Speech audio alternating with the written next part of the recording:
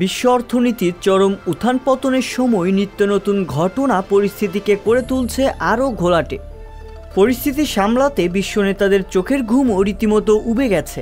সংকটকালীন এই সময়ে সংকটকে যেন আরও এক ধাপ বাড়িয়ে দিল বিশ্বের অন্যতম পরাক্রমশালী দেশ চীন।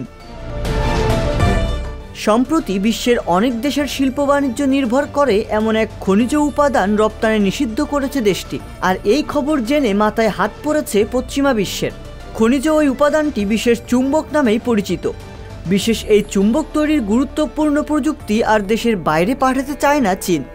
আচমকাই এমন সিদ্ধান্ত নিয়ে বিশ্বকে চমকে দিয়েছেন চীনের প্রেসিডেন্ট শি জিনপিং। এমন সিদ্ধান্তের খবর প্রকাশিত হওয়ার পরপরই বেশ বিপাকে পড়েছে পশ্চিমা দেশগুলো। বিরল ওই খনিজ উপাদানের একমাত্র উৎপাদক দেশ হল চীন।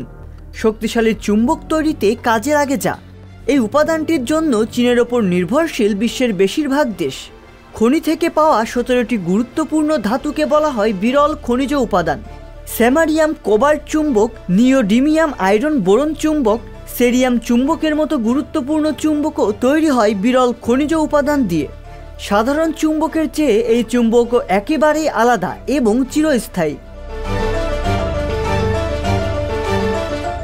বিরল খনিজ উপাদানের মাধ্যমে তৈরি এই চুম্বক সাধারণ চুম্বকের মতো সময়ের সঙ্গে সঙ্গে নষ্ট হয়ে যায় না।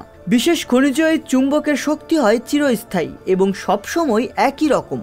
সাধারণত বৈদ্যুতিক যানবাহন, অক্সিজেন প্লান্ট সহ অন্য অনেক গুরুত্বপূর্ণ বৈদ্যুতিক যন্ত্রপাতিতে এ ধরনের স্থায়ী শক্তির চুম্বক ব্যবহার হয়। অনেক ভারী শিল্পেও এই চুম্বক ব্যবহার করা হয়ে থাকে। খনিজ পদার্থ থেকে প্রাপ্ত বিশেষ উপাদানগুলো বিভিন্ন উপায়ে আলাদা করতে হয় এবং তারপর সেই উপাদান দিয়ে বিশেষ প্রযুক্তির মাধ্যমে প্রস্তুত করা হয় স্থায়ী শক্তিশালী চুম্বক। চীন উপাদান নিষ্কাশনের প্রযুক্তি রপ্তানি আগেই বন্ধ করেছিল। বেইজিং এবার জানিয়ে দিল চুম্বক তৈরির মূল প্রযুক্তিও আর দেশের বাইরে দেবে না তারা।